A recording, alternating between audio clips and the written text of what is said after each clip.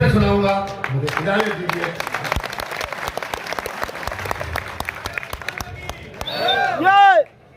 जोरदार तालियां माननीय मदन मोहन समर जी की कविताओं के लिए, इन ओजस्वी कविताओं के लिए। एक बार मैं चाहता हूं आगे से लेकर पीछे तक जोरदार तालियां उनके लिए।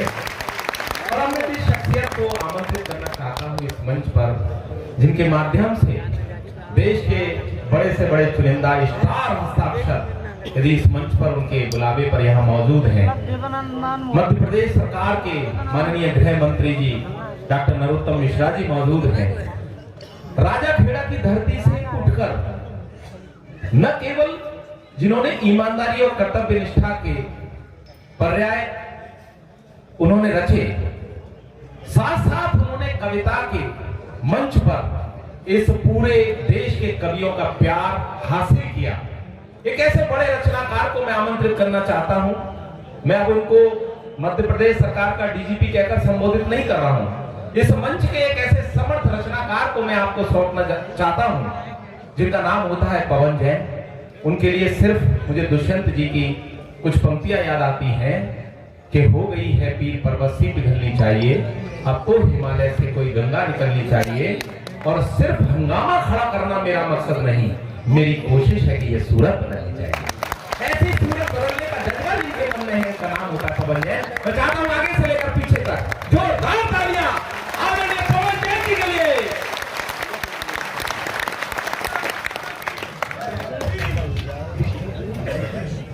मैं हमारे आदरणीय गृह मंत्री डॉक्टर नरोत्तम मिश्रा जी की बहुत महंगी उपस्थिति को प्रणाम करता हूं। यूं तो भोपाल में और मध्य प्रदेश में वो कई बार मंचों पर होते हैं, और हमें और मदन को जब देखते हैं तो बोलते हैं कि ये जब दो कवि खड़े हैं तो मेरे बोलने की जरूरत नहीं है। मैं ऐसी उनकी संवेदनशीलता को भी प्रणाम करता हूं। और मैं कुछ नहीं, केवल एक कविता आपके बीच, चूंकि वो कविता मेरे आप सब लोगों के लिए नई है, उस कविता के लिए मैं इतना ही कह सकता हूं कि मैं पिछले 35 साल से मंचों पर हूं दोस्तों, और दुनिया में कहीं भी जाता हूं तो एक बात के साथ कविता कहता हूं कि हे प्रभु, हे ईश्वर, हे पैगंबर, हे खुदा, तू कुछ और न कर, बस इतना कर देना कि मेरे जीते जी हिंदुस्तान में ऐसे भी दिन आए जब होली, दिवाली, ईद और बैसाखी पुलिस वाले भी अपने परिवार के साथ आए।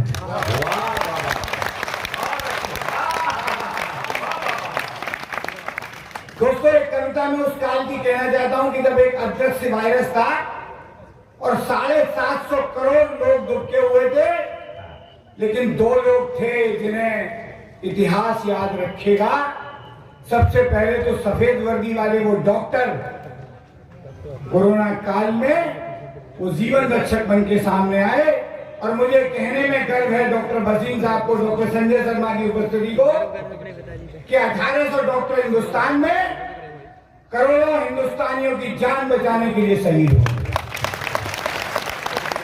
और मुझे फख्र इस बात पर है, जिस खाकी वर्दी को मैं पहनता हूं और जिसके हमारे विभाग के प्रमुख हैं आदरणीय नरोत्तम मिश्रा जी, कि पूरी दुनिया की पुलिस को गर्व रहेगा कि हिंदुस्तान के 2718 पुलिस के जवान खाकी पहनकर खाक हुए, कोरोना काल में दूसरों की हिफाजत करते।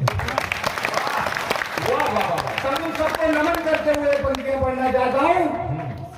कौन कहता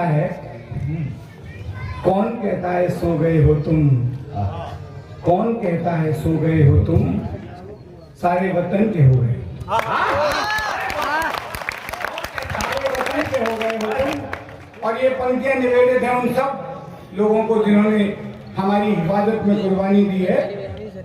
कोरोना से जीत जाओ जब जंग, पा जाओ अपने पुराने रंग और ढंग, तब मत कहना हम कर्मवीर, देवदूत या महान हैं, बस इतना कह देना कि हम भी इंसान हैं। लॉकडाउन में जब आप घरों में बंद पड़े थे, तब हम खाकी पहनकर आपकी सुरक्षा के लिए गली, नुक्कड़ और चौराहों पर खड़े थे।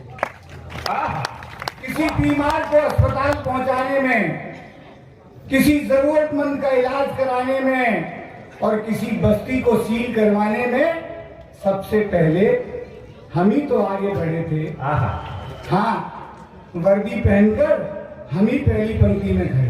अरे वाह, हम ही पहली पंक्ति में खड़े थे। लोगों को रोकने, टोकने और आइसोलेट करने में हमने लाठी, पत्थर और तलवारों के कितने वार सहे थे।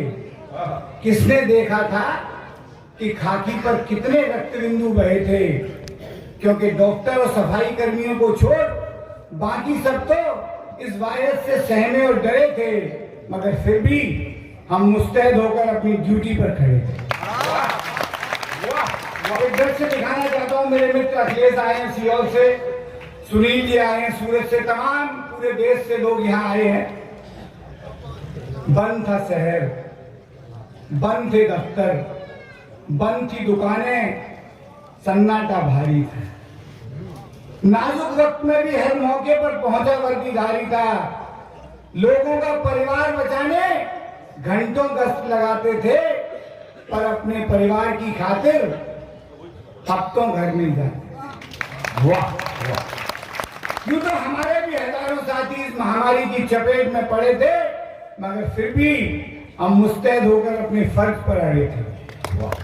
और अंतिम पंक्तियां उन सारे पिताओं को जिनके घरों में बेटियां हैं, मेरी भी 2 बेटियां हैं, कुमार की भी 2 बेटियां हैं, इन सारे पिताओं को जिनके घरों में बेटियां हैं, मुझे भी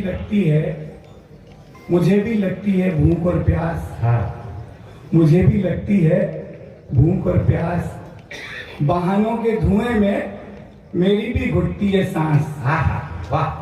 नींद और थकान मुझको भी सताती है, सच बताऊं नन्ही सी बिटिया ड्यूटी पर बहुत याद नन्ही सी बिटिया ड्यूटी पर बहुत याद आती है। कांटे, पत्थर, नफरत, गाली, इनसे ही तो बनती है मेरी हस्ती। वाह। पुलिस की शहादत को भी करे नमन, मैं भी ढूंढता हूँ कोई एक बस्ती। वाह। घंघोर अंधेरे में भी हम मसाल थाम कर आगे बढ़े हैं, और हर मुसीबत के सामने कई दिनों तक पुलिस वाले अड़े हैं। वाह। टूट जाता, ये अंतिम पंक्तियां माननीय गृह मंत्री जी को, टूट जाता लॉकडाउन का ही लॉक, टूट जाता लॉकडाउन का ही लॉक, अगर हम थोड़ा भी डगमगाते फिर कैसे बेफिक्र होते बुजुर्ग और कैसे बच्चे मुस्कुराते, यदि जन जन का हौसला ये डॉक्टर और पुलिस वाले नहीं बढ़ाते। कोरोना से जीत जाओ जब जंग, तब मत कहना हम कर्मवीर, देवदूत या महान हैं, बस इतना कह देना कि हम भी इंसान हैं। बस इतना कह देना कि हम भी इंसान हैं। Thank you. बहुत बहुत धन्यवाद, क्योंकि माननीय मंत्री जी को उनकी ट्रेन है ग्वालियर से।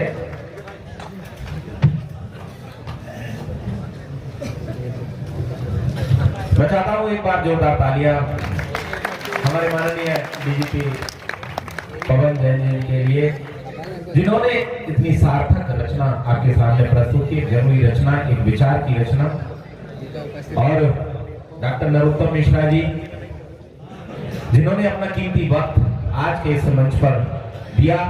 सभी कवियों की ओर से मैं उनको साधुवाद करता हूं कि वो आज के इस मंच पर आए, हम सभी कवियों को सम्मानित किया, वक्त दिया इस मंच पर। ये बड़ी बात होती है कि मध्य प्रदेश सरकार के माननीय गृह मंत्री जी स्वयं इस राजाखेड़ा की धरती पर आकर यहाँ मौजूद हों। मैं ये समय थोड़ा इसलिए ले रहा हूँ क्योंकि माननीय मंत्री जी का काफिला यहाँ से उसकी रवानगी हो, क्योंकि मैं जिस रचनाकार को आमंत्रित करने जा रहा हूँ उसके लिए मुझे थोड़ा सा वक्त चाहिए।